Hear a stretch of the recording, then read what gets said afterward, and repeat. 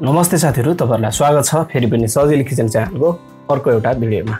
योपालि हामी अति नै सजिलो र मिठो रेसिपी तयार गर्ने छौं। नेपाली रेसिपीहरु बनाउँदाखेरिमा त्यसको स्वाद अति नै बेग्लै र मिठो पनि हुने गर्दछ। र त्यही कारणले यसपालि चाहिँ हामी खसीको लेदो बेदो बनाउने छौं। यो लेदो बेदो अति नै स्वादिलो र मज्जाको बन्ने गर्दछ र यही रेसिपी तपाईहरुको बीचमा शेयर गर्दैछु। यदि च्यानलमा पहिलो चोटी हुनुहुन्छ भने च्यानललाई सब्स्क्राइब गर्नलाई नभुल्नु होला।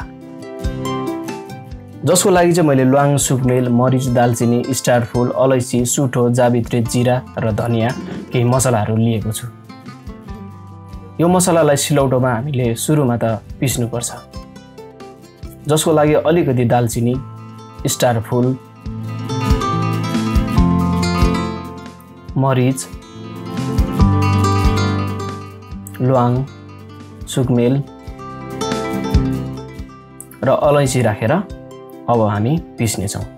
सुरुमा त हामी लेदो बेदो मसला तयार गर्ने छौं। जसको लागि चाहिँ यसरी मैले सिलौटोमा पिस्दै पनि छु। यसरी तयार गरेको मसला निकै नै स्वादिलो र मिठो हुने गर्छ। बीचबीचमा अलिकति पानी राख्दै हामीले यो मसलालाई तयार गर्नुपर्छ।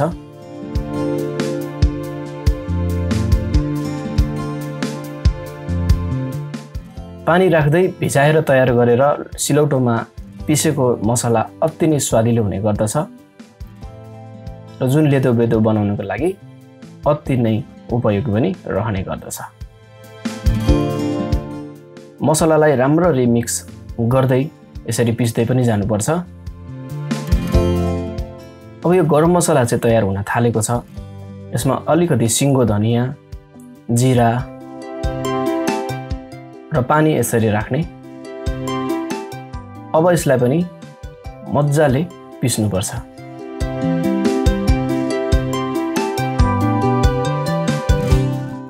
निकै नै मसिनो हुने गरी राम्ररी यसलाई पानी राख्दै पिस्नुपर्छ। केही समय लाग्छ यो पिस्नको लागि, तर पनि यसको स्वाद निकै नै कमाल हुने गर्दछ। बीचबीचमा थोरै थोरै पानी राख्दै यो मसलालाई हामीले तयार गर्नुपर्छ।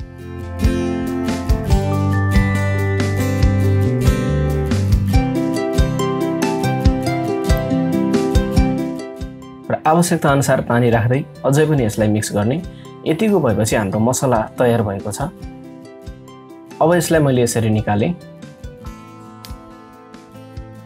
अलिकति यसमा थप पानी राखेर यसलाई हल्का घोलेर यतिकै हामी राखिदिने छौं। अब मसला पनि राम्ररी फुलिन्छ, मज्जाको बास्ना आएको छ। यो चाहिँ हाम्रो लेदो बेदो मसला तयार भयो। अब यो मैले खसीको मासु लिएँ।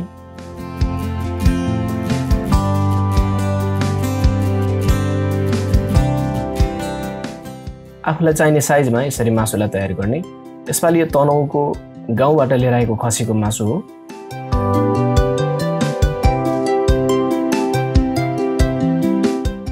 आजको रेसिपी तपाईहरुलाई कस्तो लागिरहेको छ कमेन्ट गर्नुहोस्। र मासु हाम्रो काटेर तयार भयो। यसमा अदुवा र लसुन, खुर्सानीको धुलो र स्वाद अनुसारको नुन पनि राख्ने। अब राम्ररी यो मासुलाई मोलेर तयार गर्नुपर्छ।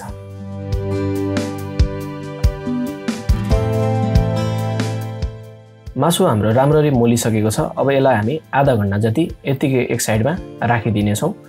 अब तोरीको तेल मैले चाहिँ यसरी राखेँ। मैले चाहिँ यसपालि कसौडीमा बनाउन खोजेको छु। बाक्लो भाँडा छ। सुकेको अलिकति अदुवा, जावित्री यसरी राखेँ र तेजपात पनि राखिदिएँ। प्याजलाई पनि राखिदिएँ। अब यसलाई चलाउने। यो लेदो बेदो चाहिँ कसौडीमा निकै नै राम्रो हुने गर्दछ। बाक्लो भाँडा भएको र थोरै मन्द आगोमा पकाउने हुनाले लेदो बेदो निकै नै स्वादिलो पनि हुने गर्दछ। अब यसमा अघि हामीले तयार गरेको मासुलाई राख्ने। मासुलाई पहिले नै म्यारिनेसन गरेको हुँदाखेरिमा भित्रसम्म पुग्नलाई मद्दत गर्छ मसला, अनि अति नै स्वादिलो पनि हुने गर्दछ। बीचमा राम्ररी यसलाई चलाउने।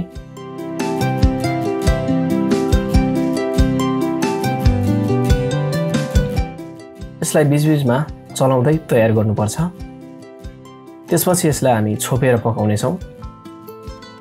हाम्रो तापक्रम चाहिँ मिडियम हुनुपर्छ।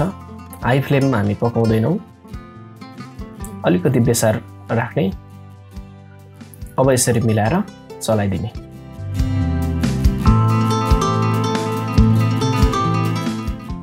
अघि हामीले तयारी गरेको लेदो बेदो मसला राख्ने।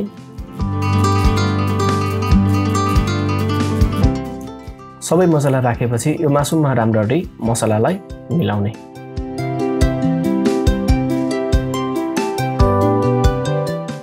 फेरि यसलाई छोपेर पकाउने। यतिको तयार भएको छ। स्वाद अनुसारको नुन राख्ने र चलाउने।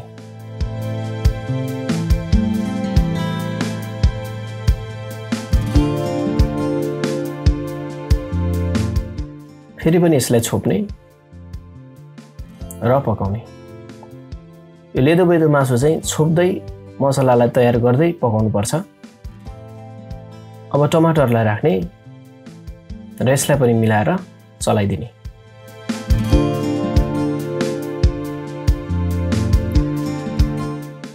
बीचमा यसरी चलाएर तयार गर्नुपर्छ। आगोको तापक्रम मिडियम गर्ने। हाई फ्लेममा यो मासु हामी पकाउँदैनौँ। अलिकति पानी राख्ने। लेदो बेदो मासु भएको कारणले गर्दाखेरि हामी धेरै पानी यसमा राख्दैनौँ।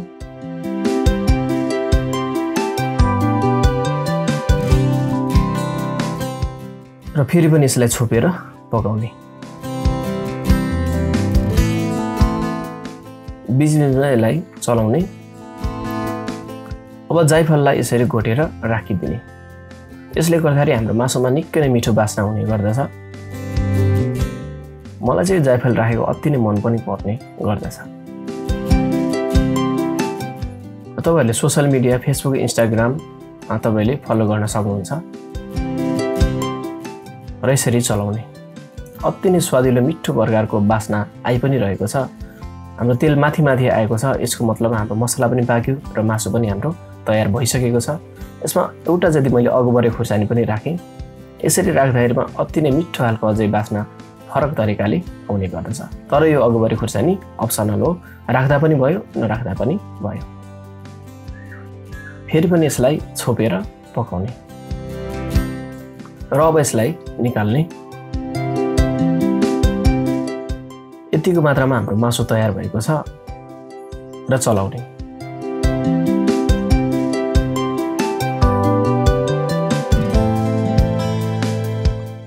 अब धनियाको पातलाई यसरी राख्ने।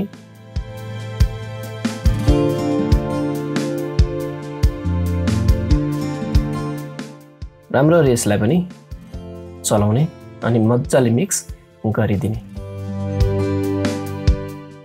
यो लेदो बेदोको रेसिपी अति नै स्वादिलो जब यसलाई बनाउँदैछौँ। बास्ना यसको मिठो आइ पनि रहेको छ। यसमा हामीले पिसेको जुन मसला छ लेदो बेदो त्यही मसलाको कारणले गर्दाखेरि अति नै स्वादिलो बास्ना आएको छ। र यस्तो तरिकाले चलाउने। लगभग हाम्रो यो लेदो बेदो चाहिँ तयार हुन थाली पनि सकेको छ। र यतिको भइसकेपछि अब मासुलाई निकाल्न पनि खोजे। र यसरी हाम्रो खसीको लेदो बेदो चाहिँ तयार भएको छ।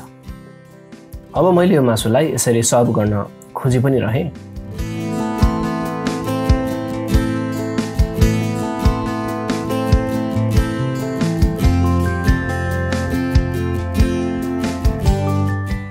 बनाउनको लागि निकै नै सजिलो भएको र खाँदाखेरिमा अति नै स्वादले भरिपूर्ण भएको खसीको लेदो बेदोको रेसिपी आज तपाईहरुको बीचमा शेयर गरेँ।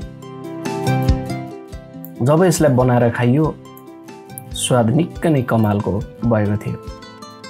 आजको रेसिपी तपाईहरुलाई कस्तो लाग्यो? यदि मन परेको छ भने भिडियोलाई लाइक गर्नुस्। च्यानललाई सब्स्क्राइब गर्नु भएको छैन र पहिलोचोटि च्यानलमा हुनुहुन्छ भने च्यानललाई सब्स्क्राइब गर्नुस्। तपाईहरुको एउटा लाइकले पक्कै पनि अझै मोटिभेसन मिल्नेछ। र यसपालि खसीको लेदो बेदो बनाएर पक्कै पनि खानलाई नभुल्नुहोला। आफ्नो अनुभव साथीभाइहरुसँग परिवारसँग अनि हाम्रो च्यानल सजिलो किचनसँग शेयर गर्न पनि नभुल्नुहोला। फेरि मिल्नेछौँ अर्को नयाँ र मिठो अझै स्वादिलो रेसिपीको साथमा। तबसम्मको लागि नमस्ते।